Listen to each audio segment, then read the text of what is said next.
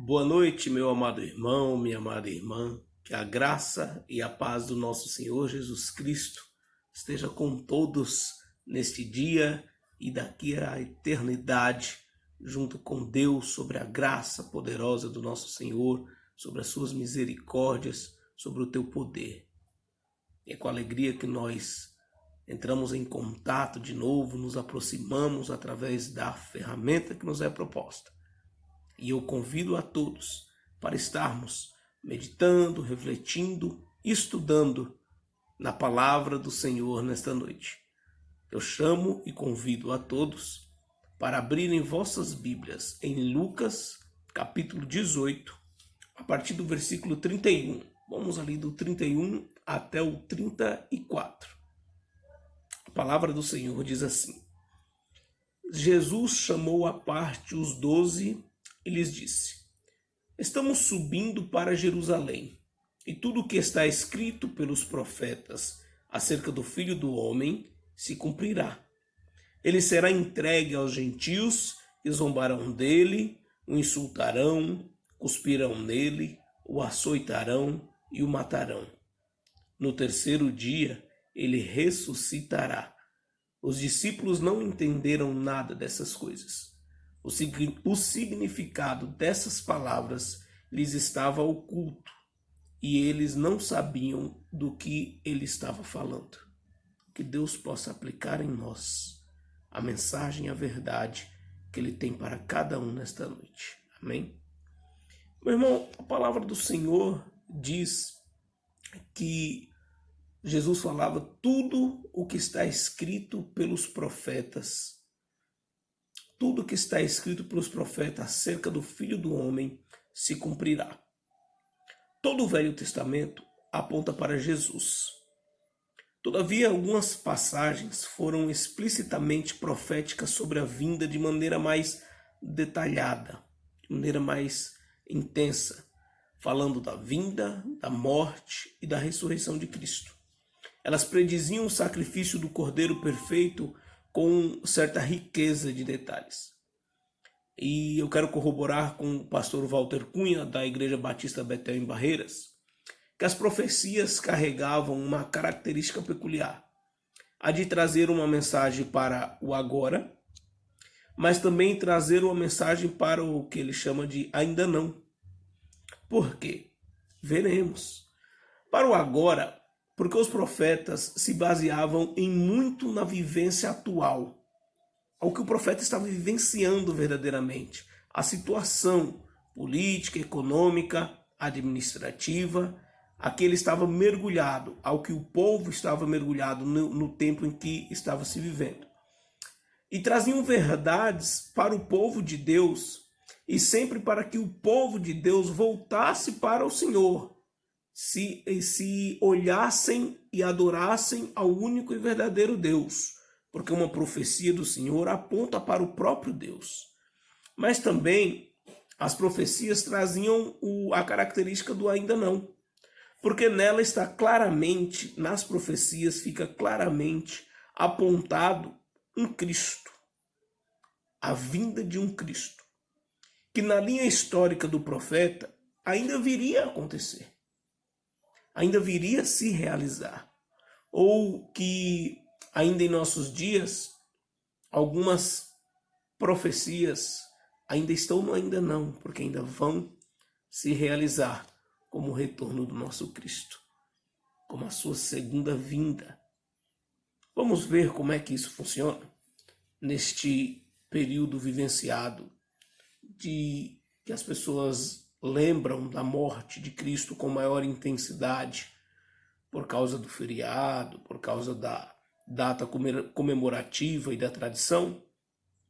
Mas vamos ver um pouco mais, adentrar um pouco mais na questão sobre o sacrifício de Cristo, estudar um pouco mais o que ele representa, o que ele foi, como as profecias traziam que o acontecimento se dera e como realmente se deu.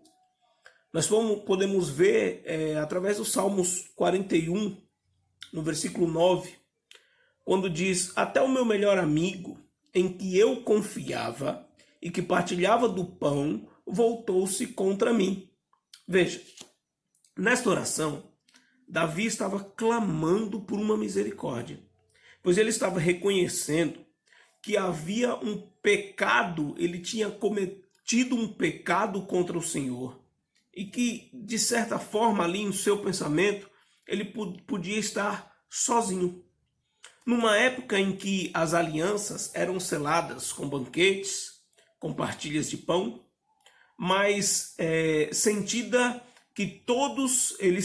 que todos se voltavam contra ele. Todos estavam contra ele. Uma ação que dentro do agora de Davi tinha uma representatividade. O agora de Davi mostrava ele pedindo perdão dos pecados, ele de certa forma angustiado, ele nervoso, porque ele se sentia sozinho, né, contra a situação dos seus inimigos, e ele falava até meu amigo, em quem eu confiava e que partilhava do pão, voltou-se contra mim. Mas essa palavra não ficava apenas no agora de Davi. Ele também ia para o ainda não. Por quê? Ela se tornaria uma profecia bíblica da situação de Jesus, que em João 13,18 é afirmado da seguinte maneira: não estou me referindo a todos vocês. Conheço os que escolhi, mas isso acontece para que se cumpra as Escrituras. Aquele que partilhava do meu pão voltou-se contra mim. Veja que Jesus cita os Salmos, Jesus cita Davi. Então Davi falava com relação ao tempo dele, a vivência dele, e servia para aquele momento? Sim. Porém, Deus não estava limitado àquele acontecimento, mas aquele acontecimento também referenciava o Filho do Homem, a descendência de Davi, Jesus Cristo Todo-Poderoso, né? Então, o ainda não representava a traição que Jesus sofreria. Já encontramos a palavra predizendo a traição que Jesus sofreria em Salmos. Mas se nós continuarmos dentro deste estudo, nessa reflexão, nós vamos poder ver que também em Salmos 22, a partir do versículo 16, também traz assim, acompanha comigo. Cães me rodearam, um bando de homens maus me cercou. Perfuraram as minhas mãos e meus pés. Posso contar todos os meus ossos, mas eles me encaram com desprezo. Dividiram minhas roupas entre si e lançaram sortes pelas minhas vestes.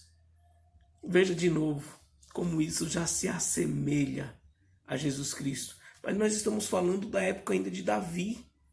Nós estamos falando de muito tempo antes de Jesus.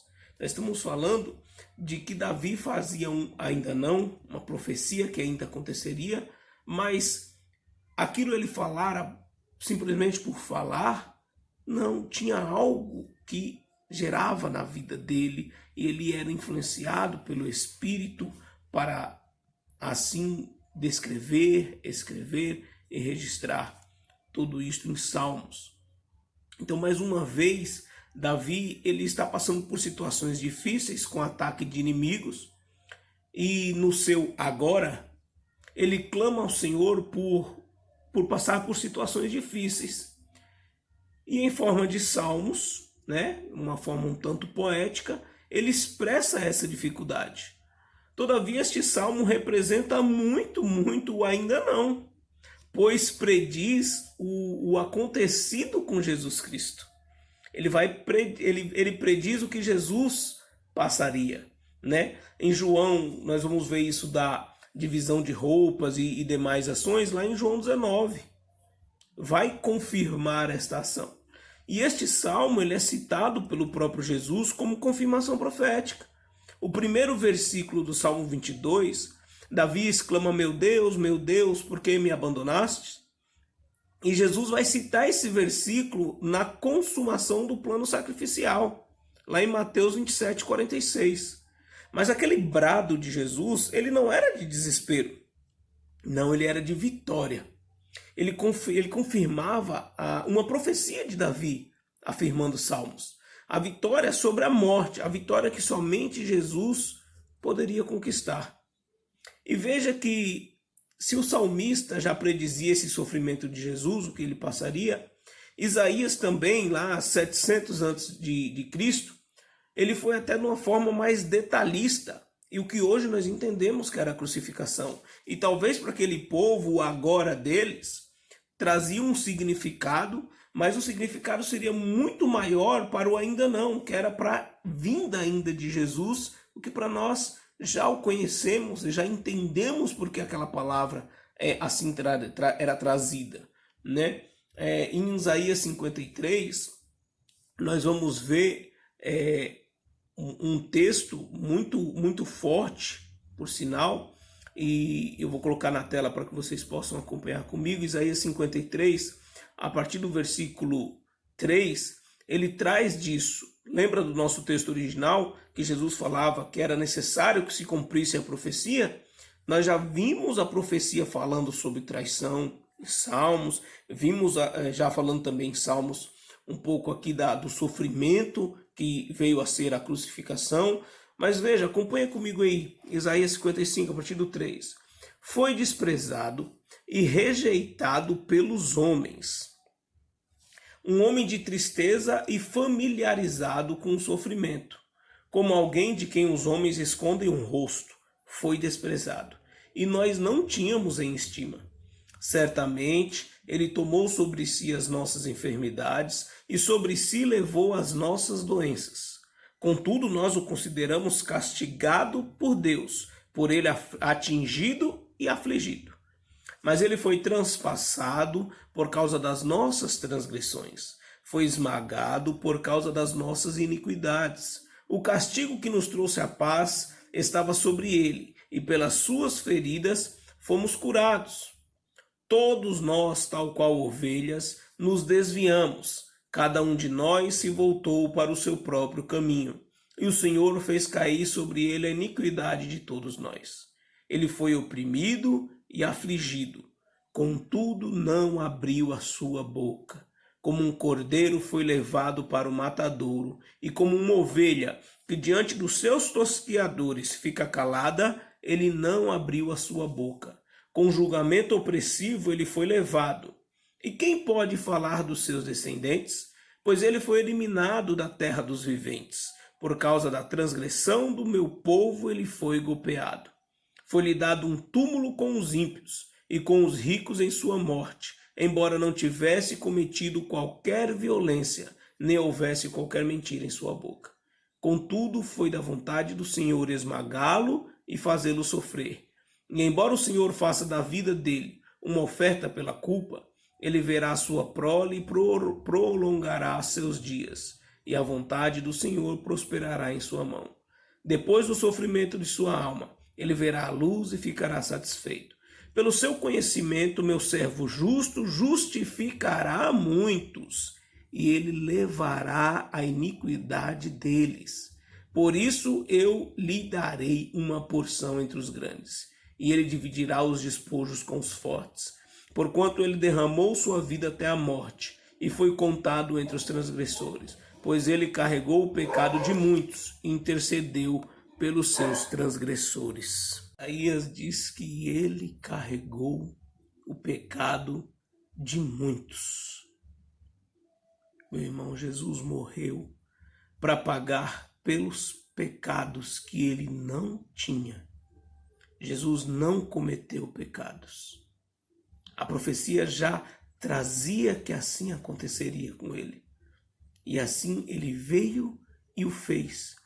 E a sua crucificação não pode ficar como se fosse uma lenda, como se fosse um conto, uma história, da qual nós nos lembramos periodicamente, de acordo com algumas datas festivas ou alguns feriados. Não, meu irmão. Aquilo realmente aconteceu. Aquela dor realmente aconteceu. Aquele pagamento realmente aconteceu. Nós precisamos ter isso vivo em nossa mente, que Jesus passou por todo aquele sacrifício, para pagar pelos nossos pecados, pelo meu e o seu pecado. Ele veio sabendo da missão que lhe competia, da dor que lhe seria causada, e assim ele o cumpriu. Se nós formos ver alguns aspectos da crucificação, nós ficamos, de certa maneira, chocados com tanta dor, com tanta crueldade, mesmo se fosse um bandido que fosse, mas era o próprio Jesus. E os seus não conseguiram reconhecê-lo. A religiosidade não permitiu que aqueles o vissem. Vamos ter os olhos espirituais abertos para enxergar Jesus Cristo, para ver Jesus Cristo agindo nas vidas, nas nossas vidas. Irmão, Jesus Cristo passou por algo que eu mesmo não aguentaria nem um terço, nada de tanta dor, de tanto sofrimento. E ele sofreu como homem, 100% homem, 100% Deus. Ele sofreu as dores que um homem sofreria. Ele sofreu chicoteadas, de chicotes que nas pontas tinham partes de ossos ou metais, que rasgavam a pele a ponto de ver a carne ensanguentada e os ossos. Esse contexto histórico, esse reconhecimento de como era, é algo trazido dentro da análise histórica, mas que é reconhecido como verdadeiro, porque assim eram os chicotes utilizados naquela época. E de 40 chicoteadas que a lei falava, lá em Deuteronômio 25:3, acredita-se pela tradição que eram dadas 39 chicoteadas, para que não corresse o risco de quem está chicoteando, o carrasco que está ali chicoteando, errasse a conta e passassem dos 40, que aí poderia ter até alguma punição para ele.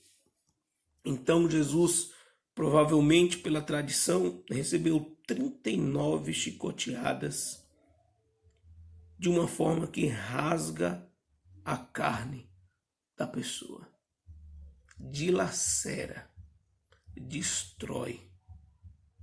Muitos morreriam só durante este flagelo, só durante essa dor, só com a perca de sangue.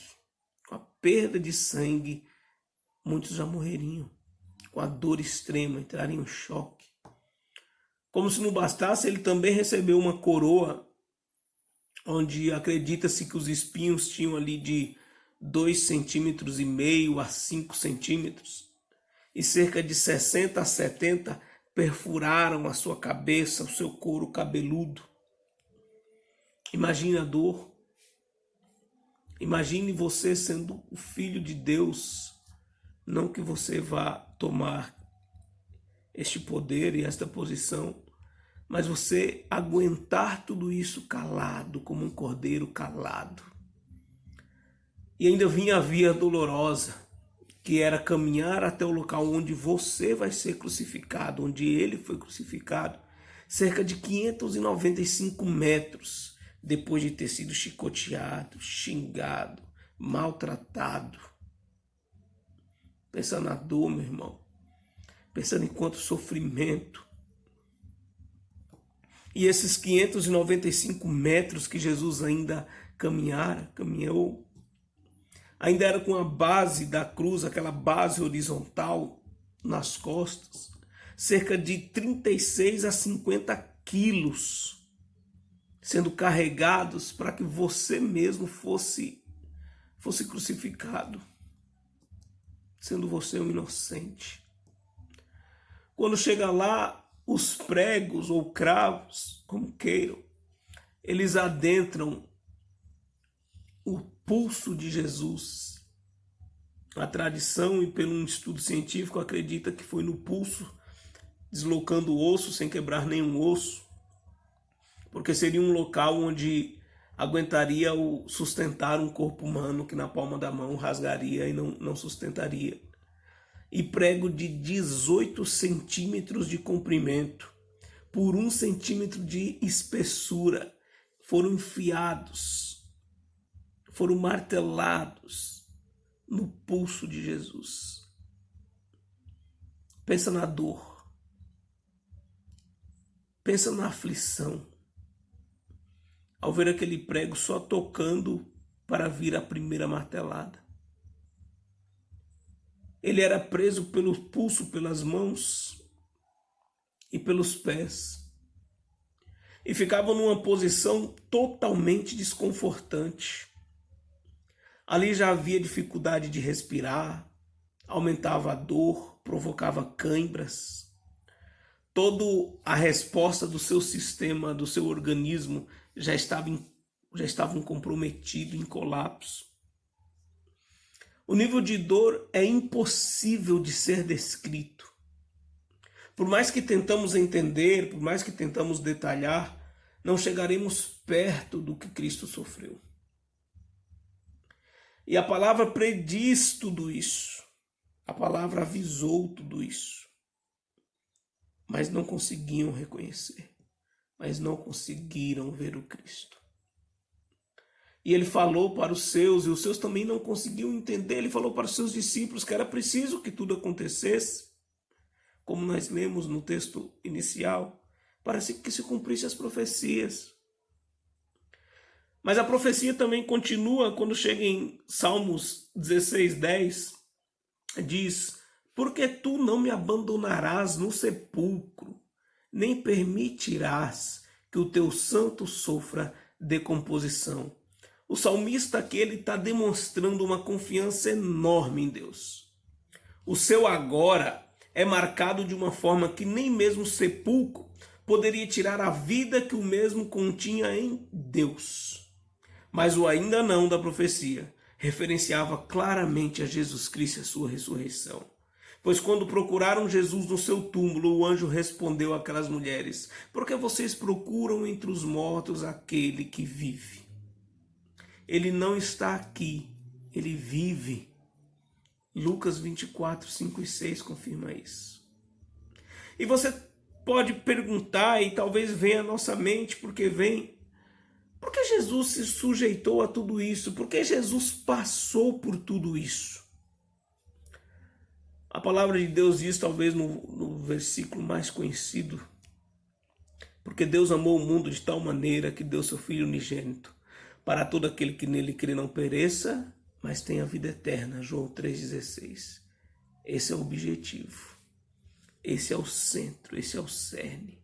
Porque Deus amou o mundo de tal maneira, de uma maneira tão grande, tão especial, que mesmo nós não tendo merecimento algum, mesmo em nós só havendo falha, pecado, erro, mesmo nós nos desviando do caminho do Senhor, Ele ainda nos ama e promove a possibilidade, a oportunidade, pela sua graça e pela sua misericórdia, de nós alcançarmos a salvação, alcançarmos a vida eterna.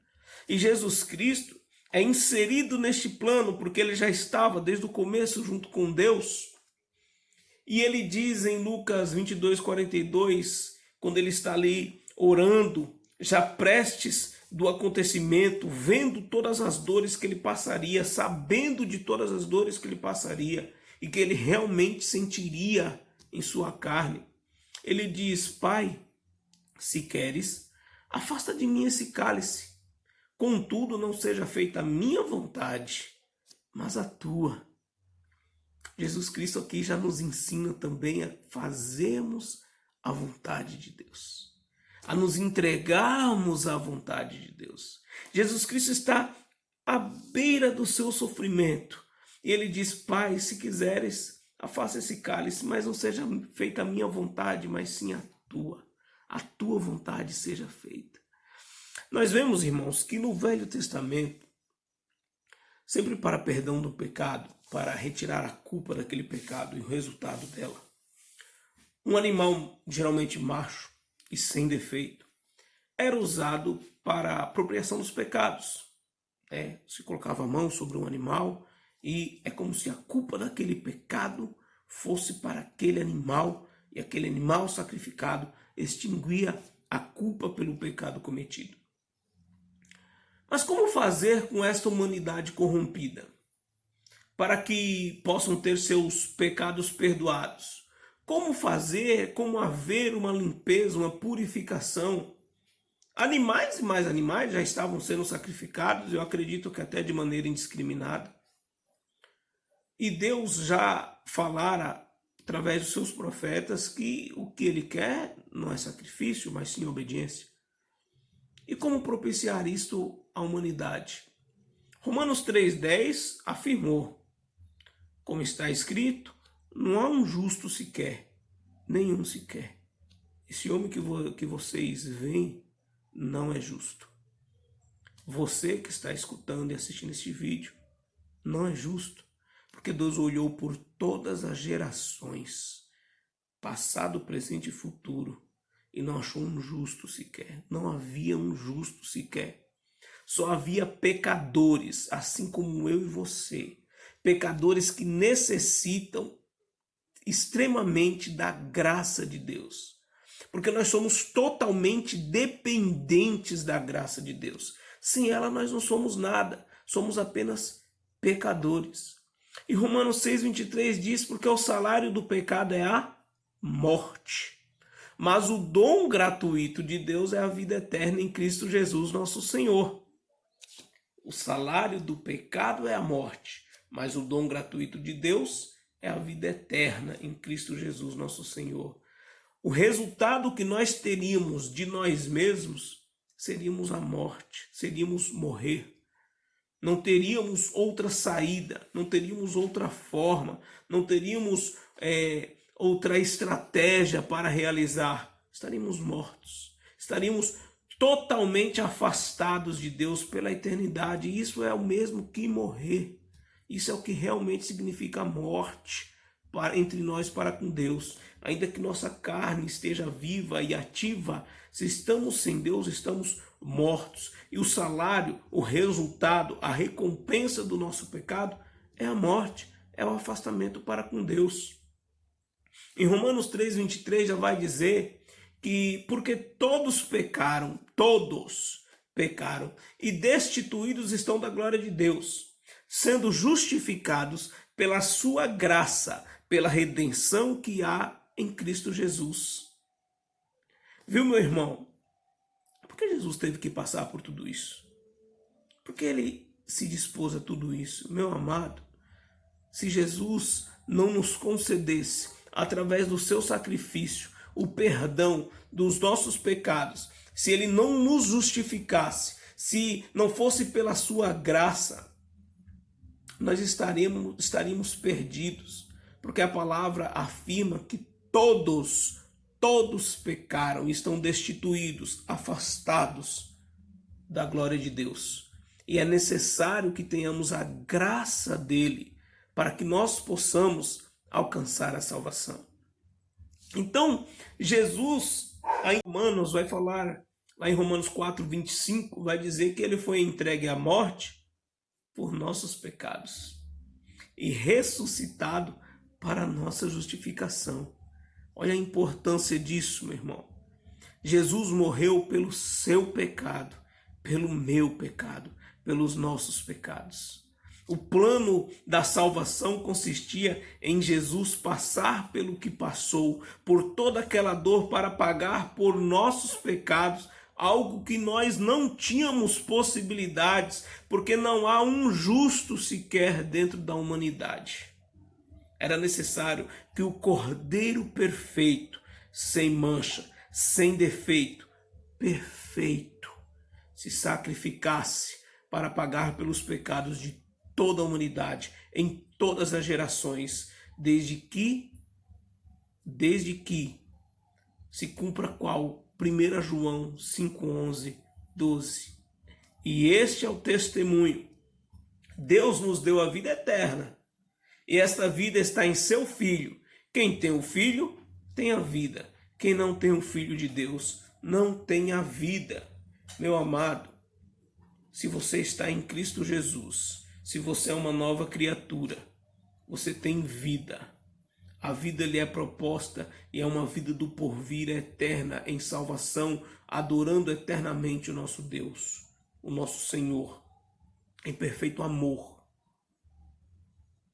Mas se você não tem a sua vida ligada a Jesus Cristo, se Jesus Cristo não vive em ti, ainda que você esteja aí vivo, você ainda está morto, meu amado.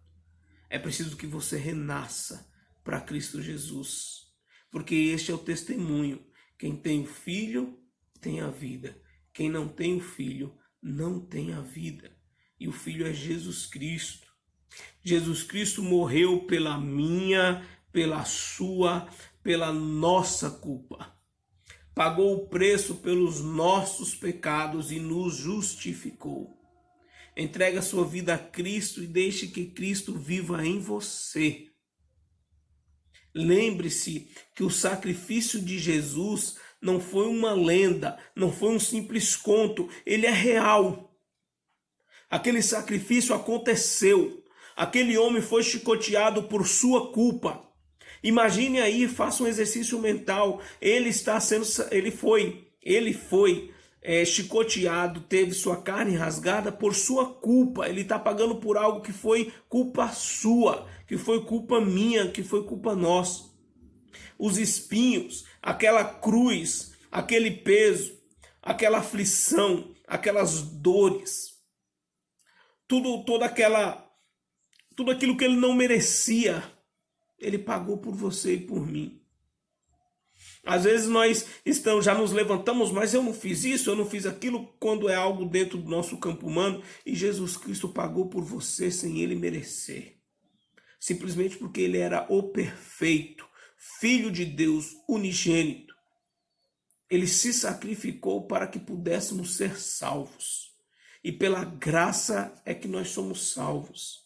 E eu preciso afirmar que aquela morte não se encerrou, porque ele não está morto, ele não está pregado numa cruz, ele vive, ele reina e pode te salvar agora. Não é ainda no ainda não, ele pode salvar a sua vida agora. Não espere pelo seu ainda não.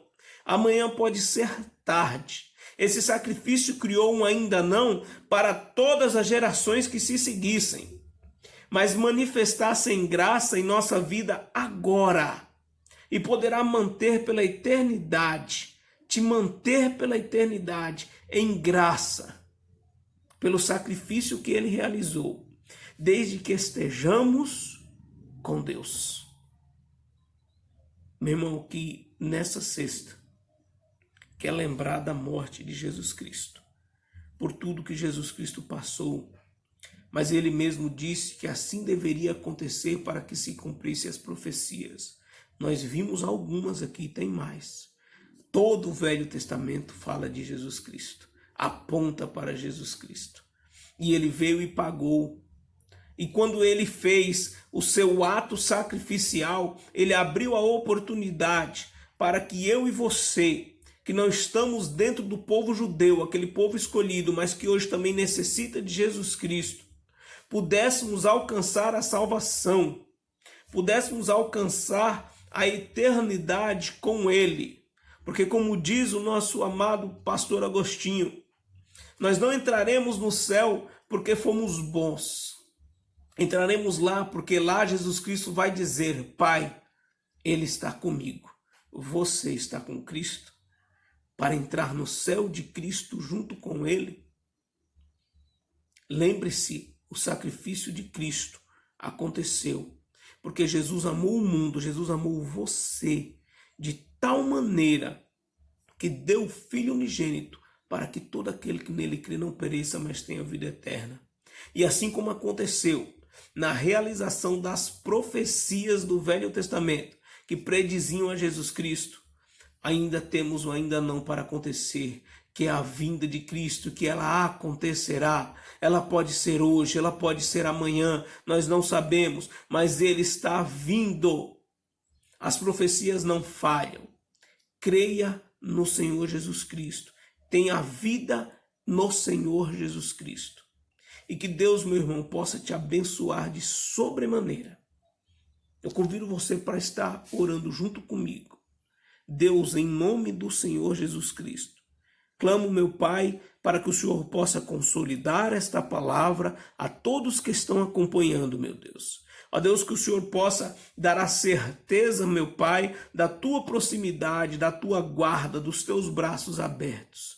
Ó Senhor, que nós possamos nos lembrar do sacrifício de Jesus, meu Deus, lembrando que ele ressuscitou, que ele vive e reina, Senhor, em nossas vidas. E possamos, meu Pai, nos entregar como adoradores verdadeiros, aqueles que te adoram em espírito e em verdade. Levanta, meu Senhor, servos teus, escolhidos teus, profetas teus, Senhor, nesta geração, e que esta geração possa estar entregue, meu Pai, às tuas vontades, e que este momento de dificuldade vivido possa estar colocado aos pés da cruz de Cristo e seja neutralizado todo o mal, em nome do Senhor Jesus Cristo.